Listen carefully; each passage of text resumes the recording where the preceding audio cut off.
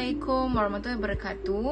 Nama saya Nafatiah binti Muhammad Afandi. Nombor matrik saya 17 DHF 20F 2045. Nama saya Nurul Izzah binti Muhammad Nasir, bernombor matrik 17 DHF 20F 2061. Saya Muhammad Azli Abdul Wahid. Nombor matrik saya adalah 17 DHF 20F 2070. Nama saya Muhammad Jibril Bahari. Nombor matrik saya 17 DHF 20F 2040.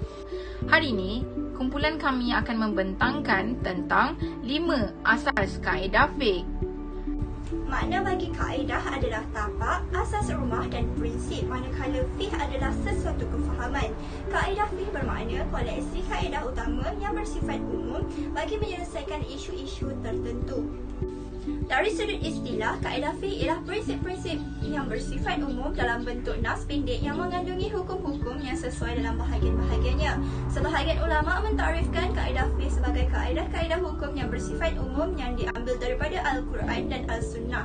Hukum fikih adalah hukum yang disimpulkan daripada usul Al-Quran dan As-Sunnah mengenai hukum fiqh. Oleh itu, hukum fiqh ini adalah pembentukan ulama selepas mereka membuat istiqra', iaitu pemerhatian terhadap usul Al-Quran dan As-Sunnah mengenai pelbagai hukum fiqh. Terdapat banyak hukum fiqh. Walau bagaimanapun, terdapat 5 hukum asas biasanya disebut sebagai Al-Qawaid Al-Fiqhiyah Al-Khams atau Al-Qawaid Al-Fiqhiyah Al-Kubra. Berikut adalah ringkasan 5 hukum fiqh.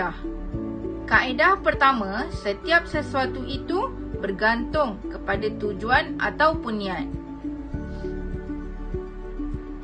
Kaedah ini bermaksud setiap amalan seseorang sama ada pertuturan atau perbuatan, maka kedudukan atau hukum bagi amalan ini adalah bergantung kepada niat atau tujuan. Kaedah ini menerangkan tentang kepentingan niat. Sesuatu urusan hendaklah disertakan dengan niat. Niat menentukan nilai sesuatu aktiviti. Niat yang baik tidak menjadikan semua perlakuan sebagai baik. Al-umur bimaqsadiha, iaitu setiap perkara dinilai berdasarkan niat. Niat bermaksud suatu lintasan dalam hati untuk melaksanakan sesuatu perkara.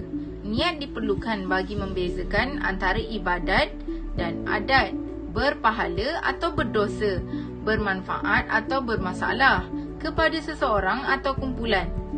Niat juga menentukan tingkatan atau kualiti ibadat seseorang, sama ada mendapat status sekadar membuat amalan atau mencapai tahap seronok beramal, mendapat balasan syurga atau mendapat status redha Allah Subhanahu Wa Taala. Kaedah ini menunjukkan besarnya perhatian Islam terhadap masalah hati dan niat, kerana hati merupakan kunci utama amalan kita dan niat adalah roh yang menjadi sebagai penggerak jasad kita. Niat merupakan perkara yang amat penting dalam Islam. Kita akan mendapat pahala ketika kita memasang amalan niat itu kerana Allah Subhanahu Wa Taala. Kaedah ini memberi maksud setiap amalan seseorang sama ada pertuturan atau perbuatan dan kedudukan atau hukum amalan tersebut adalah bergantung pada niat atau tujuannya. Hadis riwayat Saidina Umar Al-Khattab berbunyi begini: Innamal a'malu binniyat wa innama likulli amri ma nawa. Yang bermaksud sesungguhnya amalan itu tergantung kepada niat dan sesungguhnya kedudukan bagi amalan tersebut adalah tertakluk kepada apa yang diniatkan. Dalil kaedah yang pertama berbunyi sesungguhnya amalan itu bergantung kepada niat dan sesungguhnya yang sabit bagi setiap orang itu apa yang diniatkan.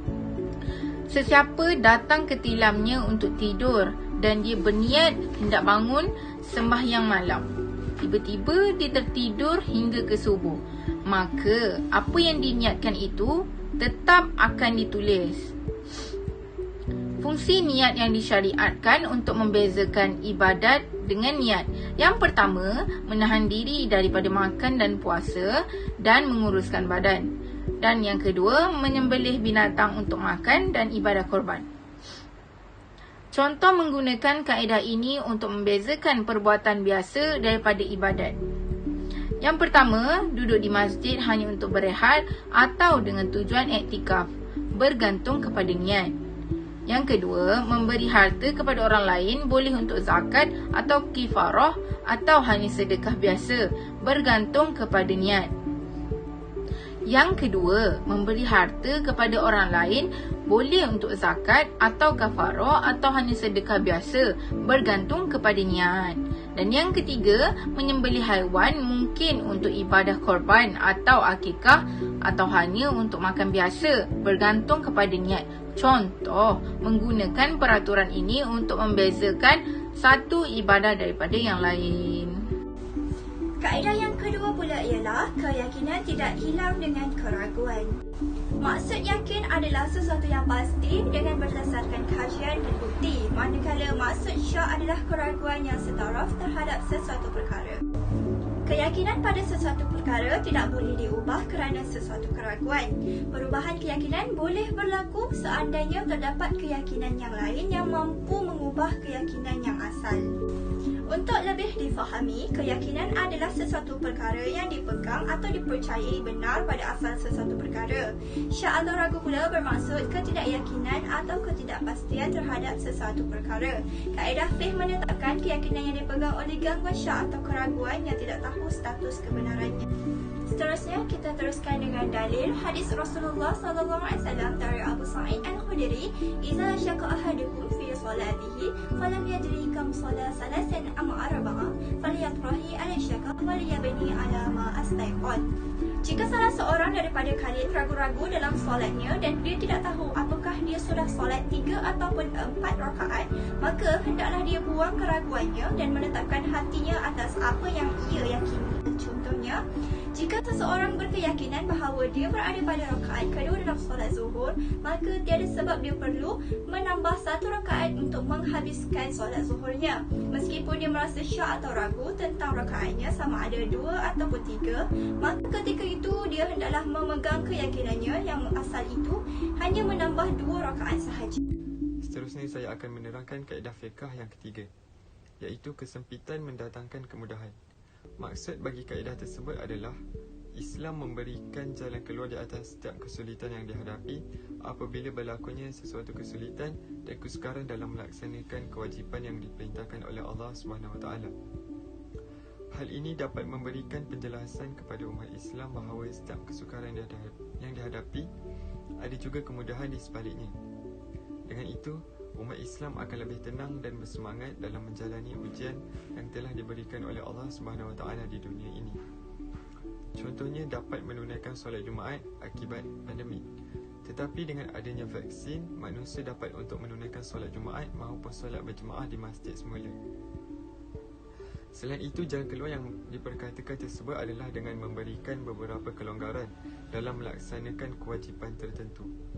Contohnya, orang yang sakit diberikan untuk solat dalam keadaan duduk, sekiranya tidak mampu dia boleh berbaring. Dengan itu, benarlah kaedah yang telah dikatakan iaitu kesempitan mendatangkan kemudahan.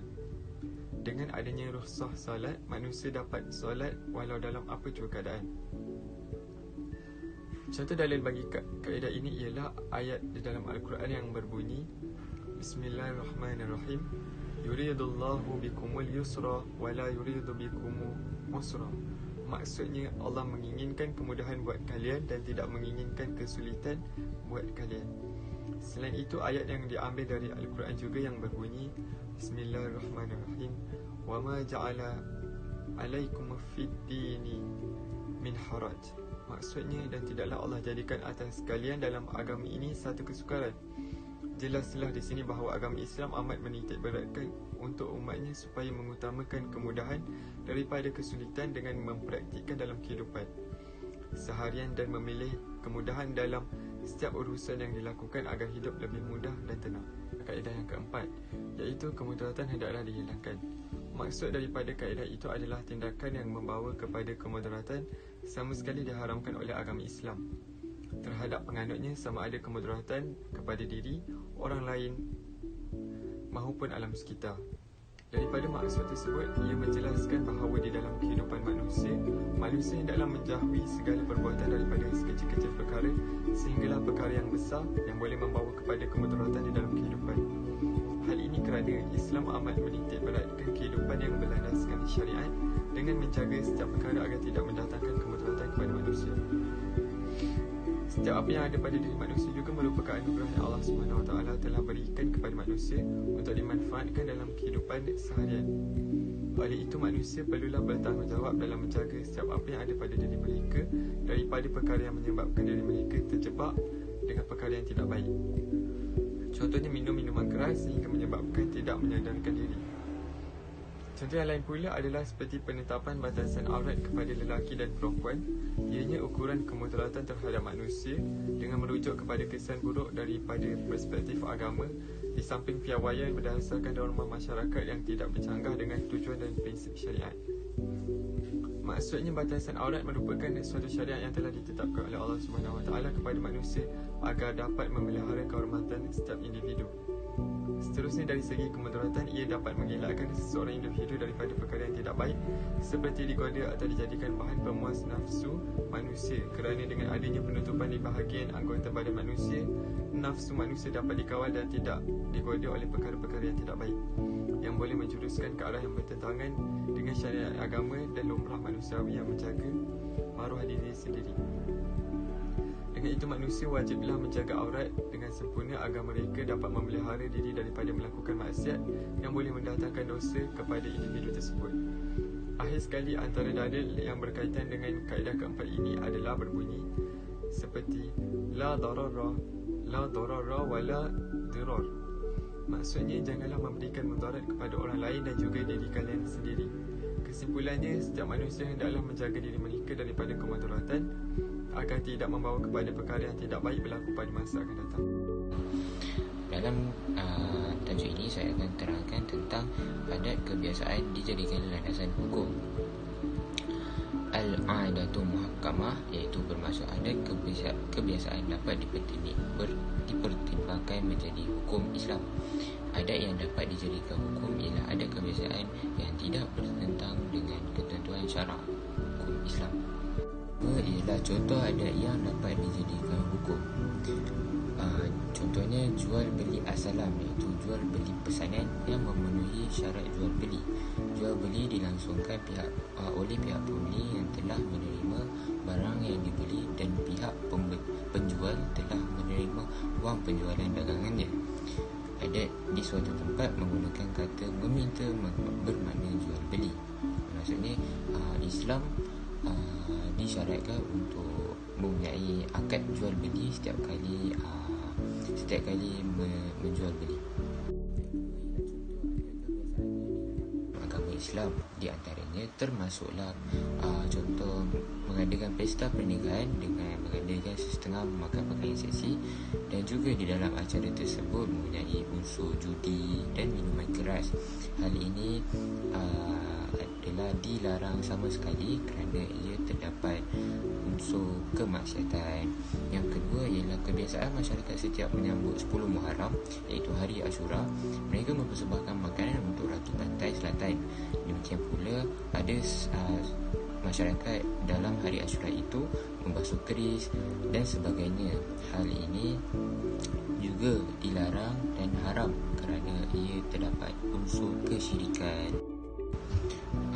Antara dalil yang terdapat dari sabda Rasulullah SAW ialah apa yang kaum muslimin menganggapnya baik, maka ia di sisi Allah juga baik. Untuk kesimpulan tajuk ini, konsep fikah pada sisi umumnya adalah untuk menyesuaikan hukum Islam yang boleh berubah dengan elemen-elemen penting seperti masa, zaman dan perubahan teknologi. Ia menjadikan faktor boleh ubah hukum fikah. Dari pembincangan di atas telah dirumuskan bahawa aplikasi fikah semasa dalam kehidupan umat Islam membolehkan mereka sentiasa mengadaptasi syariat Islam dalam dunia kontemporari yang penuh mencabar. Ia membuktikan bahawa syariat Islam berupaya menjawab segala isu dan permasalahan umat pada setiap zaman dan sekaligus memberi isyarat bahawa Islam itu sesuai untuk diamalkan sepanjang zaman. Terima kasih. Assalamualaikum.